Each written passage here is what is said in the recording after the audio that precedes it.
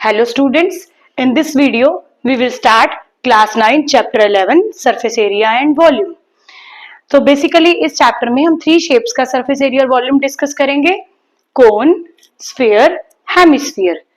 But before starting हमको ये पता होना चाहिए कि कब हमें सरफेस एरिया फाइंड आउट करना है, कब वॉल्यूम फाइंड आउट करना है.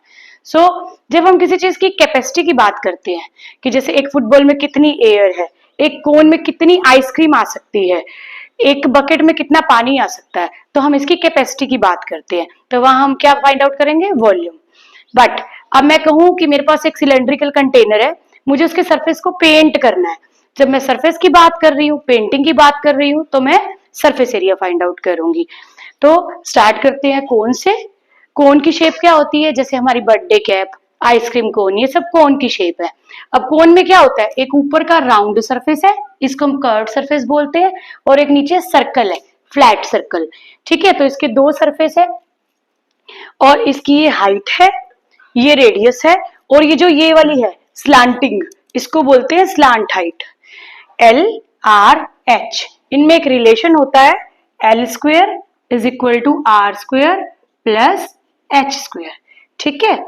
अब जब हमें इसका एरिया फाइंड आउट करना है, अगर हमें इस कर्व्ड सरफेस का एरिया फाइंड आउट करना है तो हम उसको बोलते हैं कर्व्ड सरफेस एरिया, CSA. ये क्या होता है हमारा, पाई आर एल. लेकिन जब हमें इसका total surface area find out करना है, टोटल सरफेस एरिया क्या होता है कि जो ऊपर का एक कर्व्ड सरफेस है और नीचे का जो सर्कल है, दोनों का मिला के. ठीक है, सर्कल का एरिया है पाई आर स्क्वेयर और कर्व्ड सरफेस अभी हमने लिखा ही है पाई आर एल. तो इनमें से अगर मैं पाई आर कॉमन ले लूं तो इसका एरिया हो गया R pi are into are plus L. तो आपको हर बार ये सारा प्रोसेस नहीं करना है, आपको सिर्फ टोटल सरफेस एरिया के लिए यही फॉर्मूला लर्न करना है, pi are into are plus L. तो नेक्स्ट शेप है स्फीयर. जैसे एक फुटबॉल है, वो क्या शेप है, स्फीयर. अब स्फीयर है, एक ही सरफेस है राउंड वाला, तो उसके कोई आर एच एल अलग अलग चीजें नहीं है. जब एक राउंड शेप है तो इसकी हम किससे की बात करेंगे, इसकी हम सिर्फ रेडियस की बात करेंगे. और इसका सरफेस भी एक है, तो इसका सरफेस क्या हो जाएगा, इसका सरफेस एरिया हो जाएगा आपका, एक ही सरफेस है, तो चाहे हम TSA की बात करें, CSA की बात करें, बस वही है. तो इसका वो क्या हो जाएगा, 4 पाई आर स्क्वेयर. ठीक है. अब हेमिस्फीयर, मान लो मैं एक फुटबॉल को बीच में से कट कर दिया, तो वो कैसी शेप ले लेगा, एक बाउल की शेप ले लेगा.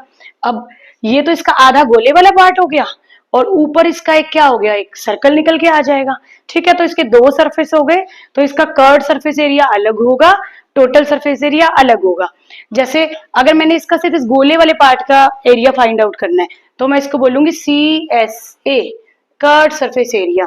तो इसका कर्व्ड सरफेस एरिया क्या होगा, स्फीयर का सरफेस एरिया क्या था, 4 पाई आर स्क्वायर, इसका हाफ कर दो, 2 पाई आर स्क्वायर. बट अगर मुझे इसका total surface area find out करना है तो हमें क्या करना है, इस राउंड वाले पार्ट का एरिया लेना है, जो क्या है 2 पाई आर स्क्वायर. साथ में हमें इस सर्कल का एरिया भी लेना है, और वो क्या है हमारा, पाई आर स्क्वायर. तो टोटल मिला के कितना हो गया, 3 पाई आर स्क्वायर. अगेन आपको ये सब कुछ करके नहीं दिखाना है एडिशन, आपको सिर्फ याद रखना है, CSA of hemisphere is 2 pi R square, TSA of hemisphere is 3 pi R square. Right. अब ये तो हमने बात की सरफेस एरिया की, अब हम बात करते हैं वॉल्यूम के फॉर्मूलाज की. जब हमें इनकी कैपेसिटी फाइंड आउट करनी है, वॉल्यूम फाइंड आउट करना है, तो उसके लिए भी एक फॉर्मूला है. इसके वॉल्यूम का फॉर्मूला है कौन के, 1/3 पाई आर स्क्वायर एच. ठीक है जी. इसके वॉल्यूम का फॉर्मूला क्या है, 4/3 pi r cube. Right, 4/3 pi r cube. अब हेमिस्फीयर जो है किसको कट करके बना है, स्फीयर को हाफ करके बना है. तो जो स्फीयर की कैपेसिटी थी, इसकी कैपेसिटी उसकी हाफ हो जाएगी. तो इसका वॉल्यूम का फॉर्मूला था 4/3 पाई आर क्यूब, इसका वॉल्यूम का फॉर्मूला हो जाएगा 2/3 पाई आर क्यूब. ठीक है. अब आपको ये सब फॉर्मूलाज लर्न करने हैं, इन फिगर्स को अच्छे से थोरोली स्टडी करना है, Then in next video we will go to exercise 11.1.